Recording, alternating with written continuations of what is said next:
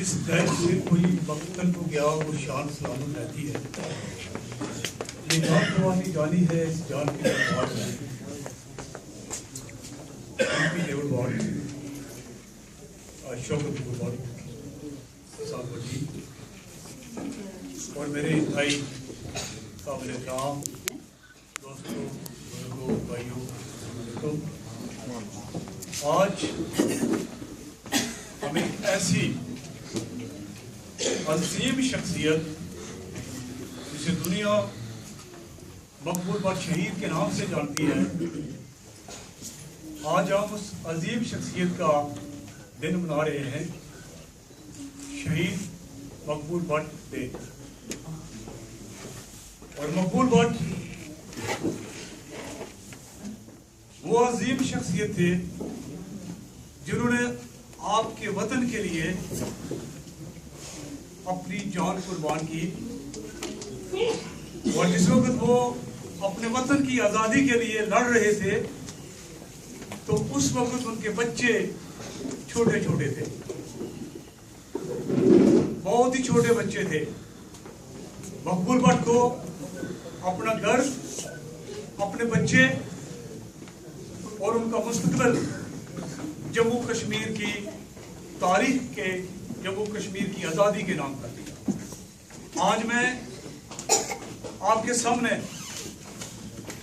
कुछ बातें करूंगा, आपके सामने रखूंगा और तहरीक आज़ादी कश्मीर के हवाले से मकबूल भट्ट का जो रोल था, मकबूल भट्ट ने किस तरह पाकिस्तान और हिंदुस्तान के हुकूमत खानों में किस तरह तशद्दुद बर्दाश्त किया। और मुझे यकीन है कि मैं जिस तरीके से आवाज बुलंद करता हूं रियासत जम्मू कश्मीर के अंदर और रियासत जम्मू कश्मीर के बाहर, और मुझे यकीन है कि मेरा हशर भी आरिफ शायद ऐसा ही होगा कहीं। और चूंकि मैं कंप्रोमाइज नहीं करता, मैं डरता नहीं हूं, क्योंकि मेरा ये ईमान है कि वतन की आज़ादी के लिए जो लोग भी वतन की आज़ादी के लिए आगे बढ़ते हैं, उनके जिस्म में, उनके ज़हनों में, उनकी डिक्शनरी में डर और खौफ का लफ्ज़ नहीं होना चाहिए। और वही कौम है अपने वतन की आज़ादी के लिए जदोजहद करती है। जून 1966 में जब मकबूल भट्ट शहीद इंडियन ऑक्युपाइड कश्मीर में गए अपने चंद साथियों के साथ, जिसमें मेजर अमानुल्लाह खान, सूबेदार काला खान और औरंगजेब शहीद, उन्होंने कश्मीर के उस हिस्से में जहां हिंदुस्तान का कब्जा था वहां पर लोगों को तैयार करने के लिए, उनकी तरबियत के लिए जो है वहां पर टाइम गुजारा।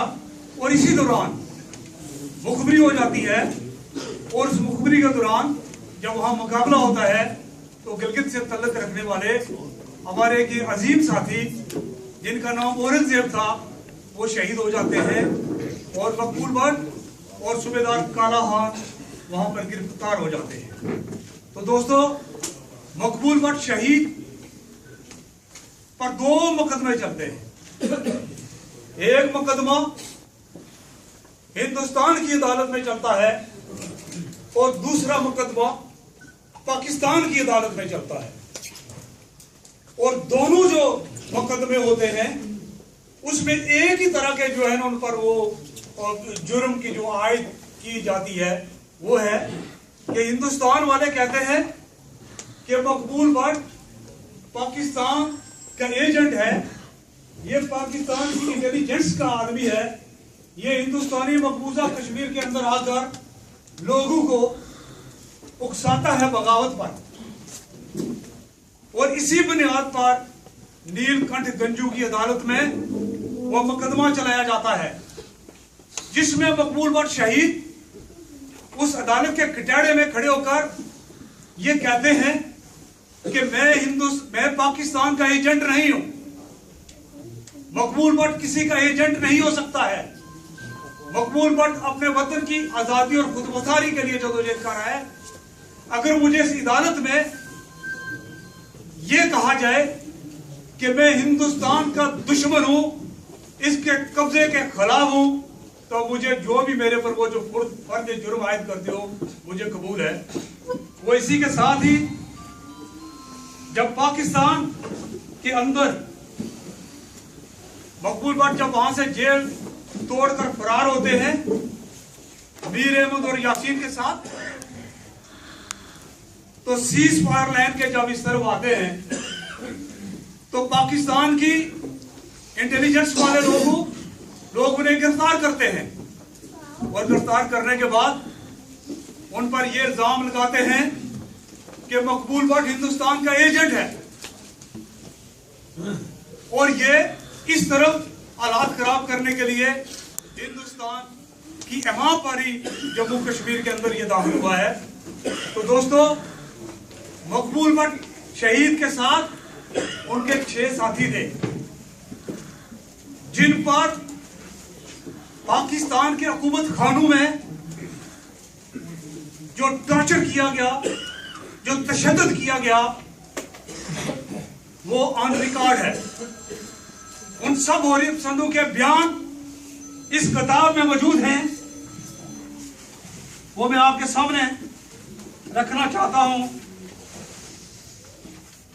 यह किताब है दीवानों पे क्या गुजरी, और पाकिस्तान जो जम्मू कश्मीर की हक खुद इरादियत की बात करता है, जो कहता है कि हिंदुस्तान ने जम्मू कश्मीर पर कब्जा जमा रखा है, जो कहता है कि हिंदुस्तान की अफवाज जो है जम्मू कश्मीर के अंदर वो कश्मीरियों का कत्ल आम कर रही है।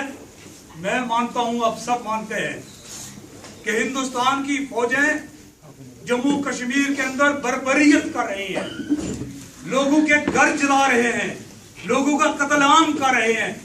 वो हमारे सामने एक खुला दुश्मन है। मैं जिसकी निशानदेही करने के लिए जा रहा हूं, जिसको आप सब लोगों को मालूम है, हमारा एक पड़ोसी जिसका नाम पाकिस्तान है, जिसकी लीडरशिप शुरू से लेकर आज तक मुनाफिकत की बुनियाद पर जम्मू कश्मीर के लोगों के साथ लोगों का इस्तेसाल कर रही है। पाकिस्तान के हुक्मरानों ने जिस तरह मकबूल भट्ट शहीद, मीर अफजल कयूम, मीर मिनान और दीगर जो उनके हुर्रियत पसंद रहनुमा थे, उनके साथ जो हशर हुआ, मैं सिर्फ आपको ये कुछ पढ़कर सुनाता हूं, फिर आपको पता चलेगा कि ये क्या कुछ होता रहा है। अशरफ कुरैशी साहब, अशरफ कुरैशी ये उस अजीम शख्सियत का नाम है जिसने 1971 में इंडियन जहाज को हाईजैक किया था, और हाईजैक करने के बाद जब वो पाकिस्तान पहुंचे तो उनके साथ क्या होता है, वो लिखते हैं कि मेरी जिंदगी का सबसे बड़ा सानिया मुझ पर पाकिस्तान में भारतीय एजेंट होने का इल्जाम लगाया जाना था। शुरू में तो ये इल्जाम सुनकर मेरा दिमाग माऊफ हो गया था। मैंने जिस नियत और जज्बे से जो कुर्बानी दी थी वो मैं जानता हूं, या मेरा खुदा, मैं इस सरजमीन में अपनी कुर्बानी का सिला वसूल करने नहीं आया था, लेकिन ये मेरे बेमो गुमान भी न था कि एक दिन आएगा जब शाही किला लाहौर में मुझे मादरे-जाद नंगा कर दिया जाएगा और मेरी नंगी पीठ पर हैंडल बसाए जाएंगे और मेरे गले में गलाजत के तोबरे आविजा होंगे और कुछ दरिंदा सब सिपाही इस निजासत को मेरा मुंह खोल कर इसमें जबरदस्ती चोंस रहे होंगे।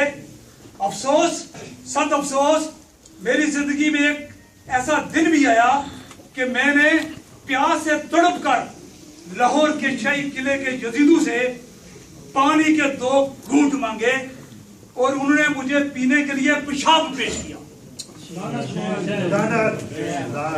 किसी शख्स से हकारत और नफरत का इससे शदीद तर इजहार मुमकिन नहीं। मैं आसानी से भूल ना सकूंगा इस सरजमीन में जिसकी बका और मजबूती की खातर मैं अपने खून का आखिरी कतरा पेश करने को तैयार था। पीने के लिए पेशाब मिला। इस लम्हा मुझे मालूम ना हो रहा था कि अपनी बदनसीबी पर कह के लगाऊं हंसूं। ऐ फाज़िल अदालत, मैं आपसे मुखातब हूं और बताता हूं कि लाहौर के कला में मोहम्मद अशरफ क़ुरैशी हाईजैकर के मुंह में नजासत ठोंसी की। ये क्यों हुआ? क्या ये तफ्तीश का हिस्सा था? क्या इस पाक सरजमीन में तफ्तीश का ये तरीका राइज है? क्या यह मेरी कुर्बानी का फल था? क्या आजादी हासिल करने की तमन्ना रखने वालों को यहां यह सिला मिलता है? मैं बयान कर चुका हूं कि यहां मैं अपनी कारगुजारी का सिला लेने नहीं आया था, लेकिन मैं समझना चाहता हूं कि मुझसे ये क्या खेल खेला गया। मेरे जिस्म के एक एक हिस्सा को चुनकर